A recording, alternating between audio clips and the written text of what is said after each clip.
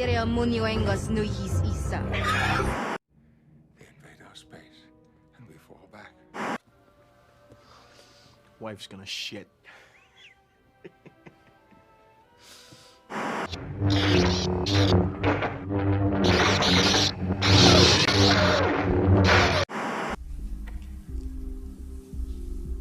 This is not myth.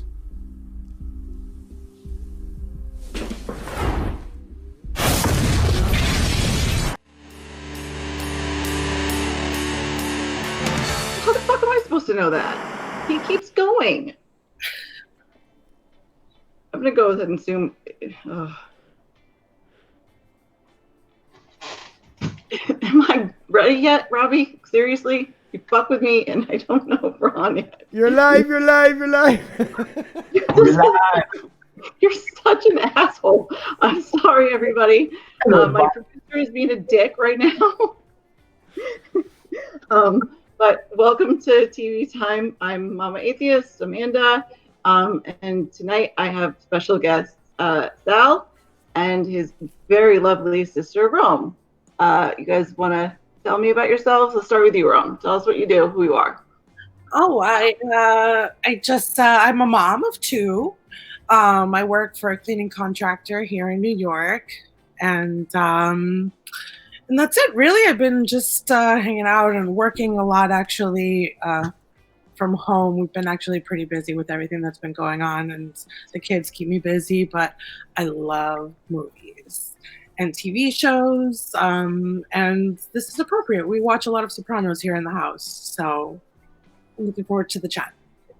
Thank you, and thank you so much for coming. I know this is your first foray on YouTube, and I feel so honored that you would come on my stupid little channel first. So thank you, really, thank you so much, and I hope we get to do more. Yeah, if you're as cool as your brother, then you are more than welcome. Cooler than him. Don't pay attention to him. Right. Speaking of Sal, how you doing tonight? Who are you? How are you, everybody? Hanging in there? Yeah, it's been a long day. I've been fighting boredom all day, so it's been one of those. But other than that, today or overall? No. Today's been a rough day with boredom. I don't know. I just shut it off. I shut it off. If my brain's not working, I'm not gonna get anything done. So I've just been hanging out, trying to get some rest, and waiting for this. Really, just hanging at home because I can't go out. Yeah, none of us can. So we're all kind of fucked and we're stuck here, but that's okay because then we get to do stuff like this, and stuff like Dave's question stream in the mornings. That's fun every day, and I think we've gotten closer as a community since this started. And I know that sounds really shitty because everything that's happening sucks and it's awful.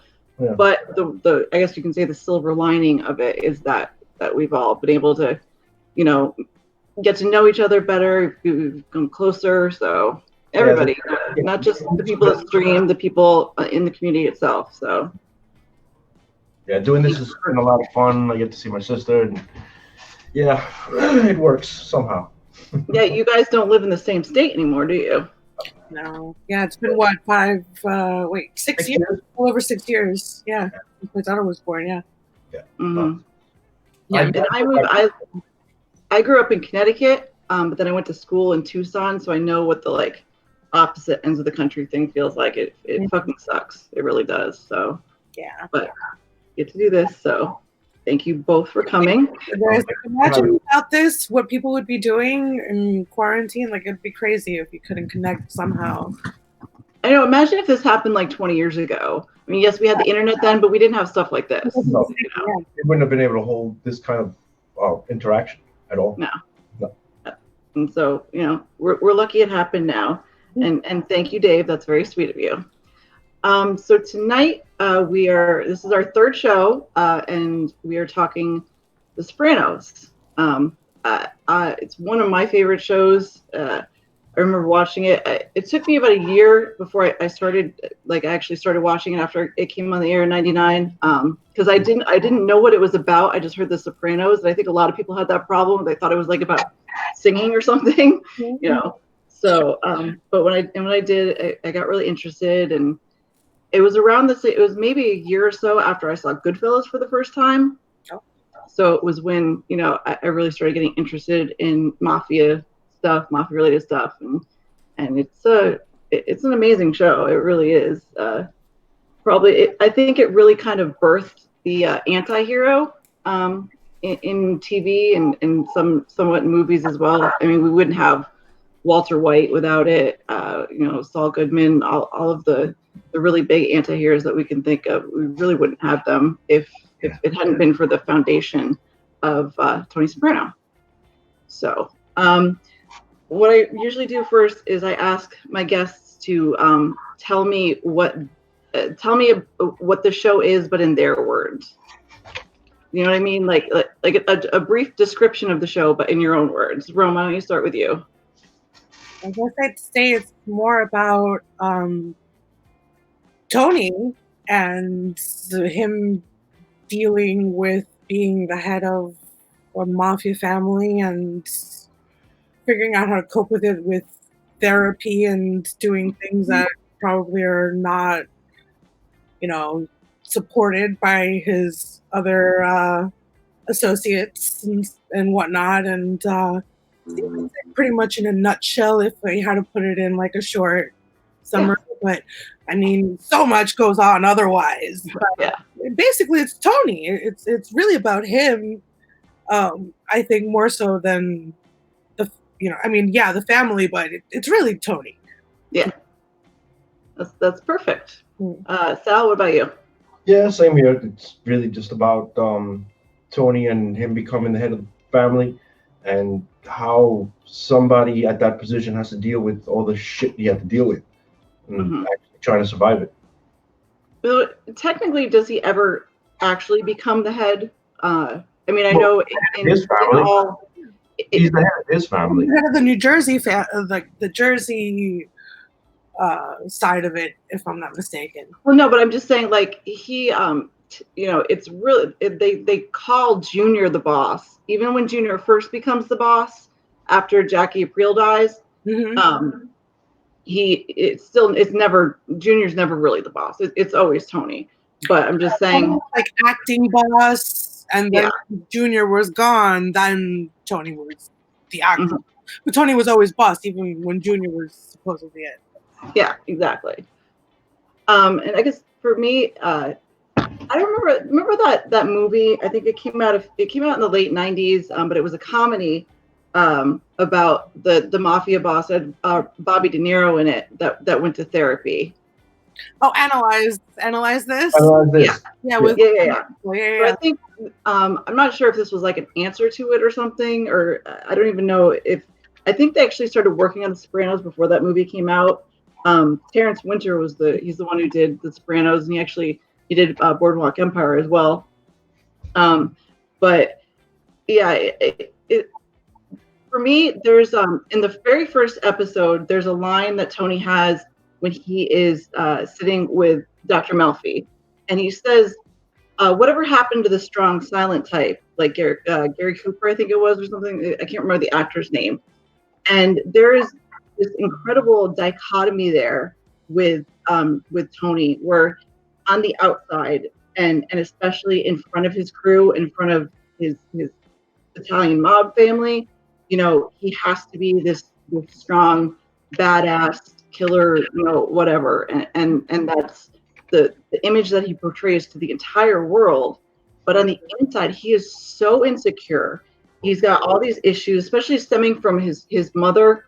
His mother is just like the reason that he's a mess, pretty much. He's a mess in the head. His wife, Carmela, his wife, he kind of picked a wife that spoke down to him, you know, and his family, his like actual kids don't really respect him like they should. Like, there's so much going on there, and he is an absolutely emotional guy, but at the same time, you know, he has to portray this, I'm gonna fucking kill you, I'm a bad guy, whatever. I like the fact that you were able to sympathize with him, join in and look at this incredibly corrupt person and just root for him.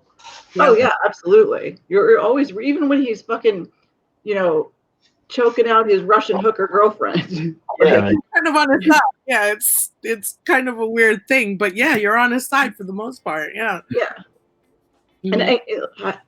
And one of the things though I find in a lot of these shows, like The Sopranos and Breaking Bad, for example, their wives, even though they're the good people of the couple, Mm. they're Not. you hate them. You hate them so much. They're shrill and So- obnoxious, and oh my god, I don't know if that's the writing, if they do that on purpose, but for fuck's sake, Carmela just pisses me off. She really does. Oh yeah. Um, He started on Skylar. Yeah, forget it. Yeah. I think I hate Skylar worse though. Oh, me too. Really, I hate Marie even more. Marie, Oh my god. and then Carmela. Carmela's at the low end. I like Carmela. Carmela was gangster. She knew her place. She knew what She she was doing. is.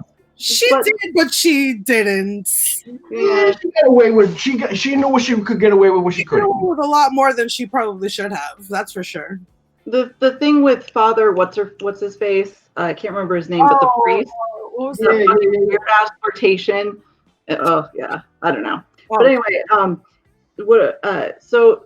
in case any of you that is watching don't know, what it starts off with is Tony starts having these episodes where he passes out, and they don't know why, and his doctor, who is his friend and also his neighbor, sends him to the ER, and they're like, well, you're having panic attacks, so they send him to a psychiatrist, which is Dr. Melfi, which, if you've seen Goodfellas, is the wife. It's Lorraine Bracco, the wife in Goodfellas, which is there's actually a lot of people in Goodfellas that is also in The Sopranos. That's really interesting. But so he's got to go and figure this out, because he almost passed out on a grill one time. He passed out when he was at his mother's funeral home, nursing home. Like they need to figure this out because it's dangerous. So that's why they send him to the shrink. right. He knows it's dangerous for him to do that as well, because not only is it something like mental health and psychiatry looked down upon in his community, because quite frankly, as cool as the mafia is, they have a lot of back assward thinking, with homosexuals and women and all of this. He knows, but also people are going to look at it and think, oh, what is he telling them? Because this is a family. This is this thing of ours. We have secrets. Mhm. So he has to carry this, and knowing that he has to go because they have to figure it out so he doesn't keep passing out, and he can figure it out. But also because he's got shit to do. He's got to work this out, but he's got to keep it private, and it's frightening to him. Mhm. So, and Dr. Melfi is pretty much, I would say she's almost the second lead in a way. Like they have their moments together, but she has her own storyline Mhm. that mirrors him a little bit, Mhm. and she goes through a lot of stuff. How do you guys feel about Melfi?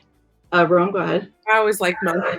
She was great with how she communicated with him, and Mhm. how he wound up falling in love with her pretty much. Yeah. She's from Yeah. Goodfellas, man. That's Yeah. She was the wife. Angela, man. She had a way with him, and I mean, I don't know if the psychiatrist thing or because like she was Italian and guy had a way of empathizing, but like it worked. I think her role was fantastic in there. There were moments when I was like, but with some of the things she said, but I mean, she made him a better gangster, and that's why he kept going, because he realized he was getting a benefit out of it. He was actually getting better at what he was doing and analyzing things a little bit differently than maybe his other associates would have. That's how it seemed to me. I think a part of it too is that at the very beginning, when she finds out who he is and what he does, I mean, she warns him. She's like, you can only tell me so much. Their thing, even though we have doctor-patient confidentiality, if I know someone's going to be, in harm's way, I have to say something. And she's frightened of him, especially I think it's the end of season 1 when she says something about his mother, and he flips the glass table over and gets right up in her face and threatens her. And she locked him out, and she like wouldn't talk to him. She was scared. But it goes from that, and she doesn't like what he does, to seeing that he has a heart, and she does really help him become not only a better man, but a better gangster as well. I mean, when Melfi is one of her storylines is that she's raped, and Yeah. you know, Tony finds out about it, and he's like, she Was battled with whether or not she should tell him because she knew what the outcome would be. Right. Mhm. Right. Doesn't she tell him, and doesn't he go after her? Never finds. Right. She doesn't. That's right. She doesn't. She holds it. Yeah, she holds it. She was about to. And she's like, "Tell me." She wanted to. She was like at the brink of telling him, and she decided not to. Right. yeah. But she knows she's been with him long enough to know that even though it's a fucked up thing to do to go kill someone, but the fact that this guy cares about her enough to do it. Yeah. Mhm. Yeah. And the thing with her, or with him falling in love with her, it's also a thing that happens with psych patients. It's called transference. You know, you end up bearing your soul to your therapist or whatever, and you fall in love. And that's something she tried really hard to explain. But I think for him, it was deeper than that, because she was the strong woman that was also kind to him that Carmela couldn't be. Because Carmela is very strong, but Carmela's kind of a cunt to him. Like the first episode when he's getting the MRI, and she says, "Well, the difference between you and me is that you're going to hell when you die." And this, he like could possibly be dying. This is before they even know what's going on. But we can't hear you on. Oh, I said like husbands, like Yeah. that. Don't move, Jen. Don't move the laptop too much because it muffles the mic. Oh, okay. I didn't think I was moving it. Okay. Yeah, no, I do it too, because mine's on pillows on my lap, so it's fine. Yeah, she really is. Plus, she's Italian, and they stay with the family in the mafia, and so like we said, Tony is the head of the Jersey family. So you have the 5 families in New York, which is what everybody knows about, the main families, but there's also an offshoot. And Tony runs all of northern New Jersey, I think it's all of New Jersey pretty much, but they run out of northern New Jersey. So they're very connected with the guys in New York, and there's a lot of power there because he's not one of the 5. He's just an entire state, even though he's not as big as their family is not as big as the 5 families of New York. He still runs the show in New Jersey. So who are you guys' favorite characters? You can name 2 because there's so many. Sal? Definitely Chrissy, and I'd have to think about a second one. I kind of favorite character. I mean, who's Tony? Tony's concierge. He's from Silvio. Those are the exact 2 I was going to give too. Yes. Man, that mug. Yeah, Chrissy. yeah. Okay. Oh wow. My 2 favorites? Definitely Christopher. Chrissy was just, sometimes he would just come out with such ridiculous commentary. He would always make me laugh. Definitely Chrissy. And maybe Paulie too. Paulie always made me laugh too. Yeah, Paulie is for that. We're like, oh, tragic. Yeah, always. Remember there in one of the later seasons, you finally get to see Paulie at home, just sitting alone in that chair, covered in plastic. He's got the fucking painting of Tony on the wall with the horse. So pitiful. It's just he's so he's always trying to like crack jokes to get everybody to laugh at him, and he's really hurt when people don't. Yeah, he tried really hard. Yeah, he really did. And he's so tragic, but he's also really fucking annoying at times too. Yeah. So, I have the same as Sal.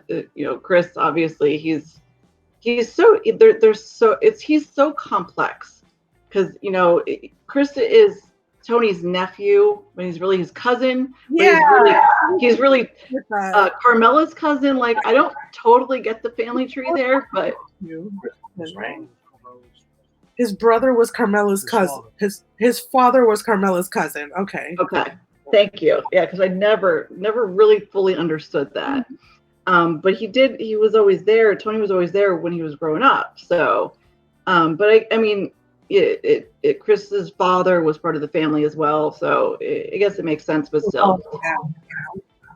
And because Chris is related, he gets away with everything. Godless He really does. Godless Comment says the Soprano family were based on the Calvante crime family, who are the real-life New Jersey crime family. Yeah, I actually did not know that. Thanks, Jeff.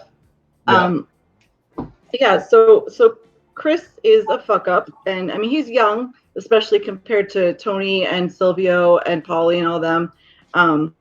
And he has drug problems. He doesn't really want to be. He's not sure if he wants to really be in the family. He wants to be a fucking actor for a while. He wants to write, like crazy shit like that, which freaks everyone out because they're like, you're gonna go write a movie about the mafia when you're in the mafia. Like, do you want to die? What the fuck is wrong with you? Yeah, he's but the drug problem, that becomes a real big issue, especially because he keeps fucking up, and eventually he ends up like he goes on the wagon and he gets better because he almost dies a few times, and he gets made, which means he becomes a real part of the family, which is like the biggest day of his life, and he moves up pretty quickly in Tony's ladder because of really who he is, because of their relationship. But he still does. He slips every so often. They go on this trip to Italy, and everybody's so excited about going. And as soon as he gets there, he starts going through heroin withdrawal, and then he finally finds heroin, and he just like fucks off in the hotel while they're all in Italy having this important meeting with this actual Italian family, and just like gets high the whole time he's there. But he, like I said, he does get clean. Eventually he has a kid, and he gets married near the end of the series, and Tony thinks it's fine. Sal, I'm going to let you tell the rest because this is one of your favorite episodes. Is this where so Tony sends him off to kill somebody, and he ends up telling him that that's his father. And yeah, as far as being one of my most memorable favorite episodes was Chrissy waiting for the guy at his house, and the guy comes in, and he kind of confronts him briefly about it, but it wasn't so much what his confrontation is. He just looks at him. He was like, "Doesn't matter. He wants you dead," and he kills him. Yeah, so it just showed like the capability of where Chrissy was and how concentrated he was on what he had to do, regardless of who that man was. Like he was a killer. Yeah. And, so. Yeah, that's one of the things I liked about him, or the character. One of the first interactions we have with Chrissy is when he's with, I can't remember, some kind of Eastern European. He takes him to the butcher shop and gives him some blow, and he's the guy is setting up to snort the blow, and he just shoots the guy twice in the back of the head, just cold as fuck, like it's nothing. And then later on, you see him and I can't remember if it was Pussy or Vito that they're trying to dump the body into a trash dumpster, but it's high, so they're like swinging it up and they keep throwing it and hitting the side of the dumpster, and it's just nothing to them. They're just laughing about it. They're like, "This is too hard. Let's just go bury him under a bridge." Like it literally is nothing to them. Yeah. So, do we ever figure out if that cop actually did kill his father? Didn't matter. Okay. He wants you dead. Yeah. That's interesting. And like that was he literally the cop retired that day. And he came home from his retirement party, and he's like, "I'm a cop. You can't kill me." And he's like, "No, you're not, dude." So yeah, not anymore. No. But then the next one, again, one of your favorite episodes. Sal, do you want to tell us how he ends? How and why, I should say. All right. I'm a little blurry on it. So there was a car accident, a really bad car accident. They were driving at night. I forgot where they were coming back from. Was it I forget where they were coming back, but Tony and Chrissy are driving back. Chrissy's driving. They get into this really, really bad car accident, and Tony survives it, but Chrissy, he's suffering, like he's dying, like he can't breathe, and they kind of look at each other, and Tony just puts his hand over his mouth and suffocates him, and like he gave him a mercy kill. But there's a reason for it though, because he looks in the back seat and he sees the crushed child seat.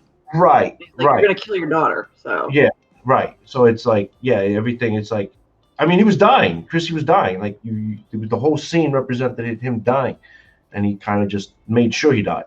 And it wasn't just that, because Tony, he was going to testify. He was scared he was going to testify against him. Mm-hmm. There was a whole bunch of reasons why he wanted to. Yeah, there was a lot more behind that, because Christopher had just made that movie that pretty much said Tony killed Adriana. And it's like there was so much more behind. I don't think that was really a mercy kill. I mean, yeah, he did see the mangled car seat in the back. Mercy kill at the moment, like I'm gonna just end it now. Yeah, it was more of a relief to him, I think, than anything. You remember the scene right after that where he's in the emergency room with Christopher? Yeah, in the emergency room, you see his relief looking at the body bag. Mm-hmm. No, he was completely relieved after that. Even afterwards, like he showed very little sympathy. He wasn't even that emotional about it. Like he had been done with Christopher for a while before that, I think. Yeah. But I honestly think though he might not have killed him if he didn't know, because like right after they were in the crash and Christopher's struggling to breathe, he's like, dude, you gotta switch spots with me. I'm high, dude. I'm high. Mm-hmm. And Tony's like, and I think part of that is like, well, if he's still doing drugs, then he really is going to testify. He's going to fuck me over. He's already done the shit with the movie script and all of this. Mm-hmm. And I know that it was hard for him, but there were so many times that Tony considered killing Christopher, and throughout the entire series, like really honestly, he had opportunity. Yeah. And at this point, I honestly, for me, it was like, all that stuff combined. But when he saw, because Tony he loves kids. He really does. Kids and animals, Tony absolutely adores. He does have a soft heart for them. And seeing the mangled car seat in the back, he's like, no, okay, that's it. You got to go. So, yeah, it was tragic, but his character is just, it is so complex and so amazing. So let's talk about the kids for a second. Let's get that out of the way because they're kind of dicks anyway. So. Do you guys want to each take one? Sal, which one? You want to take AJ or you want to take Meadow? It doesn't matter. They were both, like you said, they were both dicks. They were just the perfect, spoiled, fucking rotten dipshits that you would expect them to be. All right, we know more. We learn more about Meadow, so why don't you take her? Who, me? Yeah. Sorry, Sal. I'm looking at you. No, I don't know more about her. I recently watch Adult Swim at night because I stay up all night. And I mean like on the show we learn more. And I just know since your sister's watched it more, so she probably knows more. That's all I'm saying. So since we see more of Meadow's story. Yeah. Well, yeah, just getting back to it. Damn it, man. I recently saw her. She's on some stupid show. So if you guys watch Adult Swim, you might notice her. She's on one of those shows with the old men with diapers. Anyway, surprised to see her there. But in the show, like at the end, you saw Tony's son kind of leaning going towards the family route. And I don't remember if Meadow was like giving back into the family or if she stayed as an activist. That I can't remember. But the spoiled, they played it really, really well. Spoiled kids. And there were just some things that just were unrealistic. It was just some things that were just a little, because it's just Hollywood. And they were kids, so you can't really put them into a situation like the adults. But yeah, they didn't concentrate too much on them. You know, Yeah. so they weren't really a character that I cared for or really paid attention to. Like when they popped up, cool, and they gave him a few scenes. But you know, the only thing with Meadow was with Jackie Jr. Yeah. But even then, she was pretty much kept out of it. She Mhm. was, you know, even when Tony's uncle was singing at his funeral, she kept throwing shit at him because, you know, fuck That you. was really cunty, though. I mean, like, I don't like No, Junior fuck at that. all. She was pissed. She was pissed. She was like, "You fucking cocksuckers! Like you killed them, and now you want to sing about them?" But then the song was appropriate. Ungrateful. What was it? Ungrateful something. But yeah, Hard. yeah, ungrateful heart. But yeah, she was pissed, and she could do it. She was a spoiled bitch. She could do that. That was her great grandfather. Wait, what is it called? Like grandfather, uncle? Great uncle, I think. Yeah, yeah. Yeah, well, in the first, especially the first couple of seasons, though, if she isn't the whiniest, spoiled little brat, though, I mean, for real, she doesn't remember. Like she gets grounded, so she can't go to Aspen with her friend, and like Yeah. she gets caught sneaking out of the house, and that's why she's like, oh, but my boyfriend has to track me tomorrow, and he really needs me, man. Like, fuck me. Like, who the fuck acts like that for Yeah. real? Oh. But yeah, Meadows the oldest, and then there's AJ, who's Anthony Jr. Rome, go ahead. You want to talk about him a little bit? I think he is a huge disappointment to Tony. He wanted his son so many times. Man, and to be tougher and to maybe like follow in his footsteps, and he was a little bitch. Mm-hmm. He was really, you know, and as much as he loved his son, he knew he was a little bitch. Yeah. And you know, I mean, I don't know, the whole family was fucked to begin with, but you know, Meadow being a privileged little bitch and him just being so coddled, I guess also, you know, I think he was really disappointed in his kids in general. Yeah. I think he saw a very different vision, especially of his son. Mm-hmm. Yeah, I think and that's like a big thing for him. All the, you know, when he's younger in the earlier seasons, he does a lot of stupid shit and gets in trouble. He's clearly trying to vie for attention. But I think what really shows you who he is as a character is when he's older and he has that girlfriend or fiance that has the kid and she breaks up with him and he just like oh my god, he loses his shit and he just cries all the time. He quits his job and he tells everyone he's going to kill himself. And Tony, you know, he understands because he gets the depression thing, but he's at the same time, he's like, look, you had a breakup. Do you see the shit I have to deal with? And I don't act like this, you know? Yeah, really is. He's probably one of my least favorite characters just because he's so fucking obnoxious. Yeah. Mm-hmm. So, yeah, I just wanted to cover them real quick.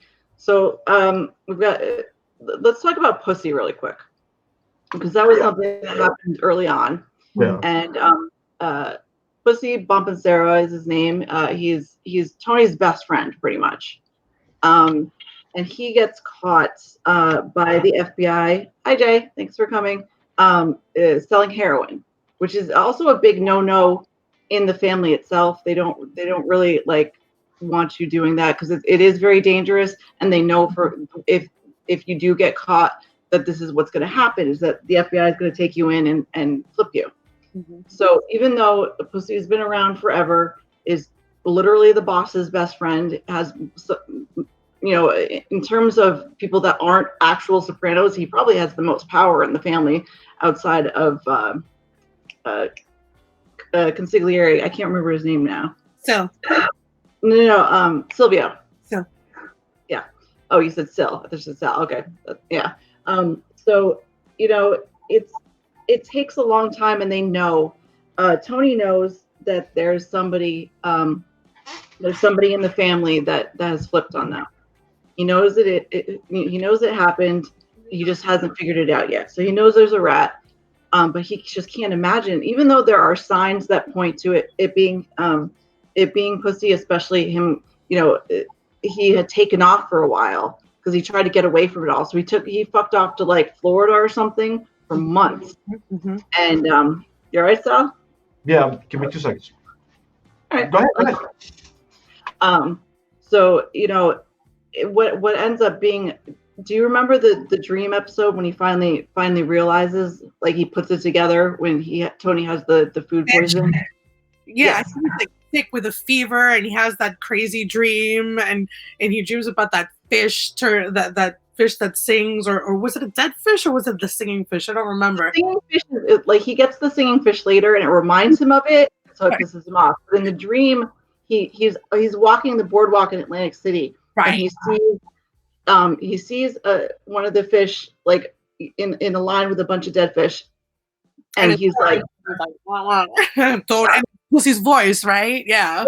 He's like, I sleep with the fishes. I sleep with the fish, and he's like, oh yeah. When he wakes up, he has this epiphany, like he realizes what he needs to do, and which I honestly think that might have been the hardest kill that Tony had to do the entire series. He did not want to do it.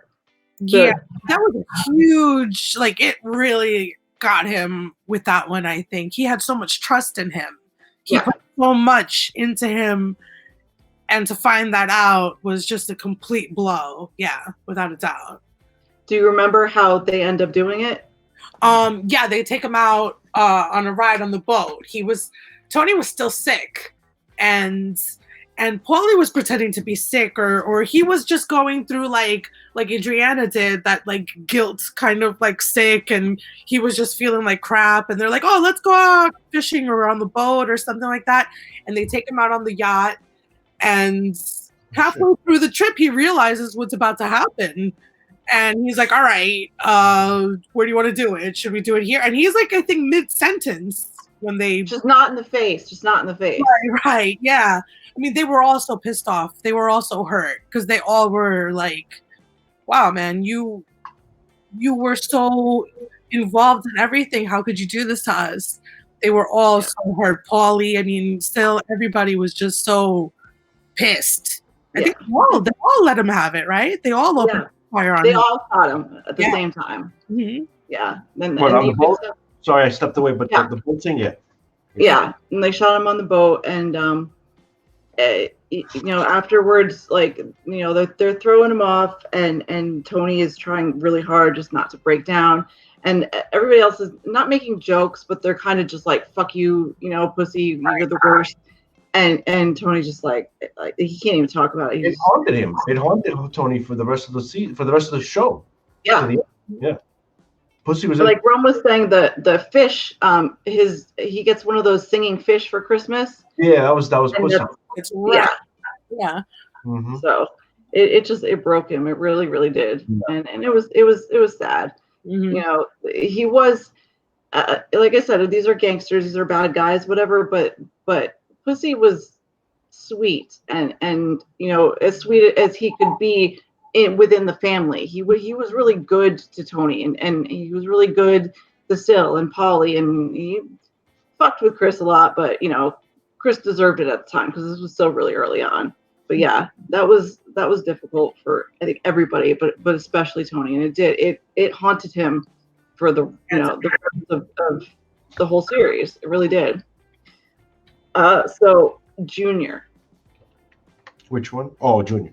Yeah. Corrado. His name is Corrado Soprano. He is Tony's father's brother.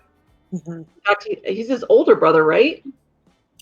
Yeah, Johnny. He's Johnny's older brother, but he's not the greatest gangster. He's not the smartest guy, so he gets passed over.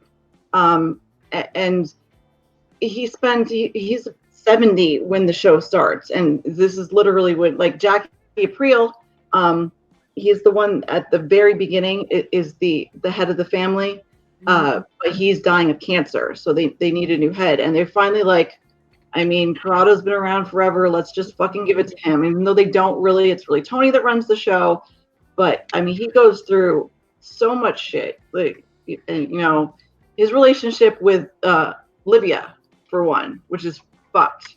Livia is Tony's mother. Romy, you want to expand on that at all? I mean, you could do a whole episode just talking about Tony and his mom and the dynamic there, and Livia had a hold on Junior too. She manipulated everything. Mm-hmm. she manipulated a lot of the decisions that Junior made along the way. She was a huge factor in a lot of the things that happened early on in there. And even afterwards, I mean, she hated her for so many things and so many reasons. And I mean, yeah, I mean that was a crazy relationship between the two of them. But well, the beginning of the first season, Tony has a hit called out on him. Who called the hit? Yeah, and look at how all that came together, and how Olivia put things in his ear about it and everything, and Junior ate it up too. He did. He was easily manipulated, right, a lot of the way too. Yeah. Do you think Junior was in love with her? Maybe. I mean, I don't know what the relationship was before. No, I don't think they were ever together. I think he just always wanted to be. But there was definitely something going on there. Maybe, yeah. Yeah. Definitely some sort of love for her in that sense. I don't think he would have listened to her otherwise. Yeah. And Junior had no problem, once she really put that in his head, like she started with, he's seeing a psychiatrist. Mm-hmm. Imagine what he could say about the family, and she made sure she was careful not to come out and say, go kill my son. Right. But she was clearly saying, go kill my son. Crazy. So, but Tony does eventually find out. In fact, it's the FBI that bring him in, and they're like, we have this tape you want to listen to. And he's like, nah, I'm good. I already have the box. He made some glib remark about like a Springsteen box set or something. And they're like, no, you really need to listen to this. And so she was at the time staying in a nursing home, and they had wired it. So they got the conversation between her and Junior and the whole thing. And so he fucking knew that his own mother, like Junior, fine. He knew that they were competing. Junior's a dick, whatever. But to have his own mother, after everything that she had put him through his entire life, to actually be the catalyst to him having a hit called out on himself was fucking nuts. It really was. Mm-hmm. Yeah, without a doubt. That was a huge turning point for Tony in a whole with everything. I mean, to find that out and to hear it coming from the feds. Mm-hmm. I mean, everything. And the relationship he winds up having with that Fed too. I forget his name. That one guy, like. No, I know what you're talking about. I can't remember his name either. Yeah. Which is funny. I was actually going to bring that up. Is near the end of the series, Tony is up against some of the New York crew after Johnny Sachs went to jail, and this FBI guy who had been going after Tony for a while was actually rooting for Tony at this point. Like, he's listening in, and he finds out that some of the New York crew got killed instead of Tony's crew, and he's like, yes. And that actually, I read about that actually did happen in real life. I don't think it was with the Jersey crew, but there was a similar situation where there was an FBI agent that was helping feed information. And doesn't he also give him a heads up about something later on also? I feel like he helps him. Yeah, no, he does. He gives him a heads up on a few things. Yeah. Even though at the beginning of the series, he specifically says, like, we're not, we're not brothers here just because you and I both have last names with vowels at the end. Right. We're not the same. But near the end of the series, he really is rooting for him. Yeah. So I think that's super interesting. Okay, so we did talk about Polly. Let's talk about Silvio for a sec. Silvio is Sal's gone. We'll wait till he comes back. Let's talk about Aid, since I'm wearing my Aid outfit. Well, we'll get back to Silvio in a second. Adriana is Chris's girlfriend, then fiance. Sal, tell us about Aid a little bit. Never one of my favorite characters. No, she was never really somebody I enjoyed watching. Stupid bitch, man. She wouldn't open her mouth. She got what she deserved. If she could have very easily gone to Tony and said, look, this is what happened. Let's figure this out. We can do this. Right. So for those of you who don't know, she gets caught with she gets caught up in some shit. She gets caught with drugs, and there's also a murder that happens in her club that they connect her to, and so they make her flip. They want her to wear a wire, and they actually send someone in undercover, an FBI agent undercover, to befriend her, and so she finds out that as soon as she finds out that they have her and they want her to do this, she's just like vomits everywhere because she knows she is fucked. She is fucked. Yeah, but like you said, she didn't have to be. No, she really didn't. Like She didn't have to be. She's so stupid. She was just stupid. That's all it comes down to, because like you said, all she had to do was say, I'm not saying a word, lawyer, and then wait for Tony or Christopher or whatever. She had to just shut the fuck up and not say anything. It was that simple. I never understood that. I guess there wouldn't be the plot otherwise, but that always kind of pissed me off. Yeah. And she also remember. Sorry, go ahead. I was saying, like, you would think being the girlfriend of some gangster, you would have that sense. Yeah. Plus, that you would think this is a discussion that they've had before. Like, if you ever get picked up, this is what you do. I mean, Carmela knew. She certainly knew how to deal with the situation. But no, and especially because, like, Tony really loved her. He really did. I mean, he actually wanted to fuck her for a while there. They didn't do it. There was a big mess that was involved there. But especially when Chrissy was going through all of his shit, and they were there for each other. And she could have gotten the help that she needed, and she didn't have to do what she did. But she realizes too that undercover FBI agent she brought into Tony's home, and she's like, oh my God, I can't believe I did that. So Sal, how does she end? I can't remember right now. Really? Really? Wait. Polly drives her out to the woods. Sorry. Or was it Polly or was it Silvio? I believe. No, it was Silvio. That's right. No. I blanked out for a second. I was reading the chat. Sorry. Yeah. No. She was zoned out in the car when he was taking her, because he told her, I forgot, like she was taking her to Chris. Yeah. Like, taking her to Chrissy. They said Chris tried to kill himself. Yeah, and then she got all panicked. They got in the car. He took her out to the woods, and She knew right away when they pulled into the woods. She's like, that's it. And she tried to run, and she fell. And where are you going? That did get to me only because it was scary. Like, you could feel how scary that was. Yeah, you know it's coming. Mm-hmm. And then Chrissy went and he threw all her shit into the swamp. Yeah, he just packed her shit and threw it in there. And then, they didn't tell Carmela. Carmela was under the impression that she had just left, but then she started to realize, no, she's fucking dead. She's dead. So, I think those are the big. One last one we'll talk about is Silvio, and like I said, he's what is known as Tony's consigliere, which is his confidant, and he gives him advice. It's one of the highest positions within the mafia family. He runs the Bada Bing, which is a strip club that they pretty much all just hang out all the time. Mm-hmm. They do a lot of business there, but he is very even keel, especially compared to the rest of them. Like, and I think that's part of the reason he was the consigliere, is because he could keep a calm head and a cool head, and he could figure out a situation as opposed to just popping off and fucking killing someone. Yeah. So it was the man.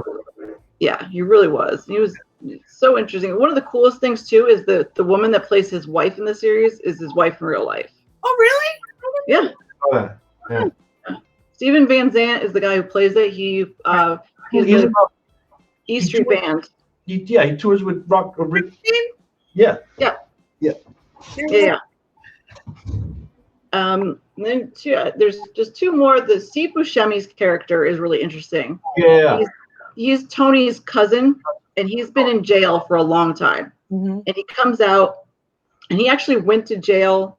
Tony and him were supposed to do a job, Tony fucked off that night. It turns out that Tony had actually had a panic attack and passed out, and that's why he didn't make it to the job. But this other, the Steve Buscemi Tony ended up getting pinched for it and spent 15 years in jail. Had 10 years. I think it was 10 years because he had twins that were 11 years old. Yeah, something like that. Yeah, so he gets out and at first he's like, I'm just happy to be out and thanks for helping me. But then he starts to feel like he's owed a lot. Either of you want to expand on what happens to him? I love that character. I think Tony, Steve Buscemi's awesome to begin with, but that character was very interesting, like you said, between their history and how he wound up going to jail and coming back, and so many things happen to him when he comes back. He's trying to start that business with the what was it, the laundry guy? And no, the laundry guy owned it, but he was trying to start a massage parlor. The massage parlor, that's what it was. Yeah, no, I enjoyed that character a lot. He had to go in the end for sure.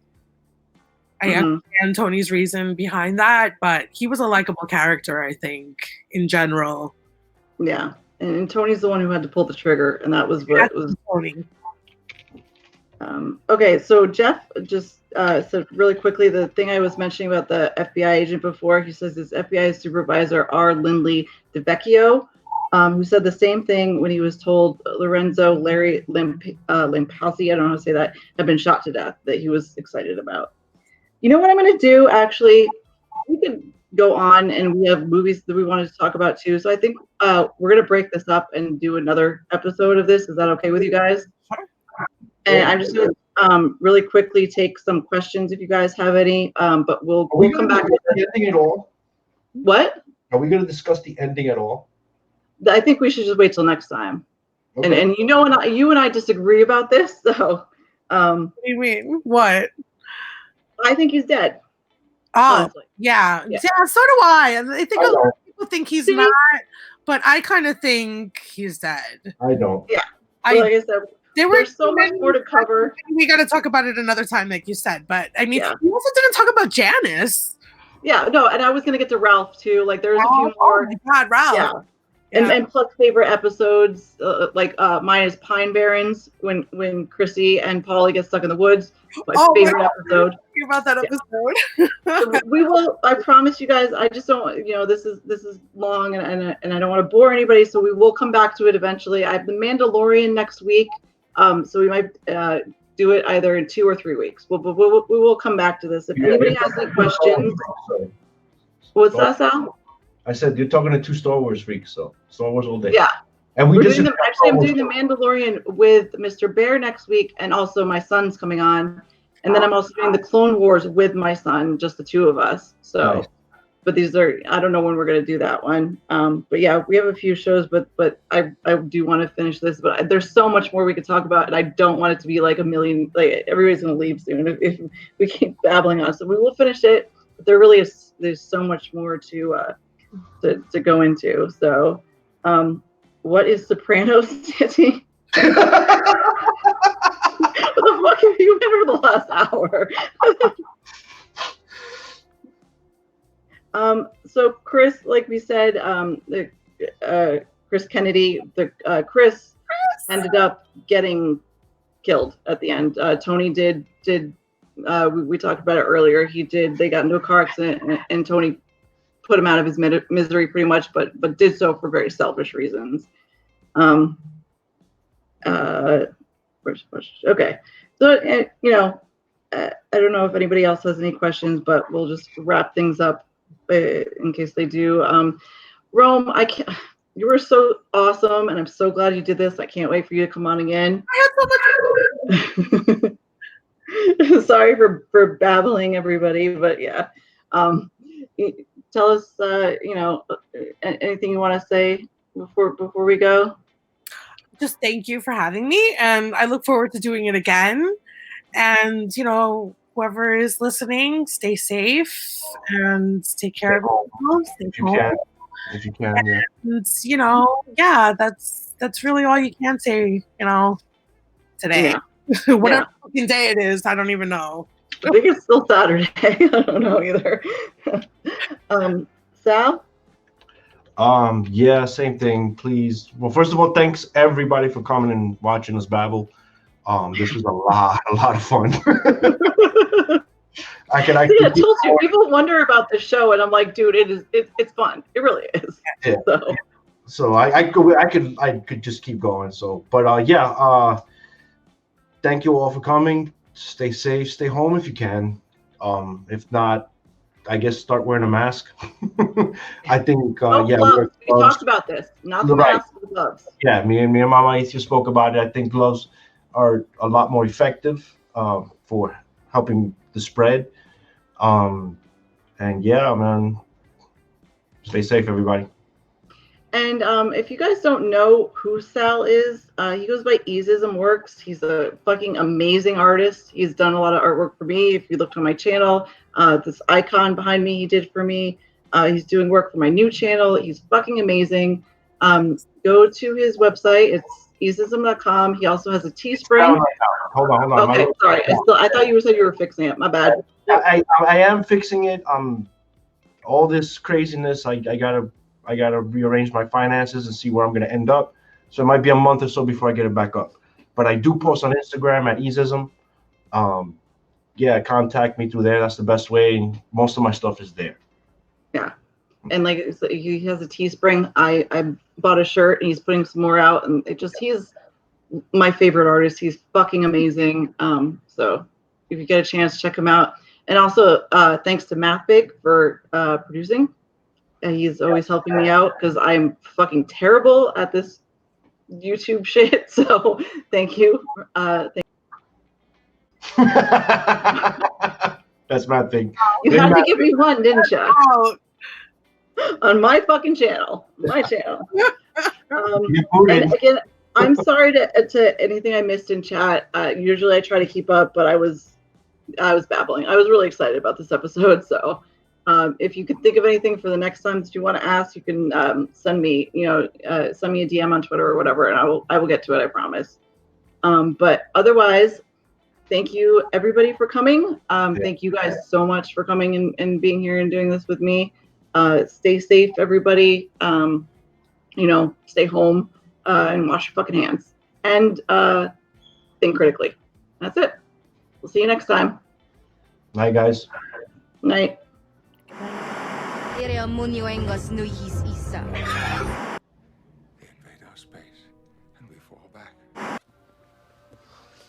Wife's gonna shit.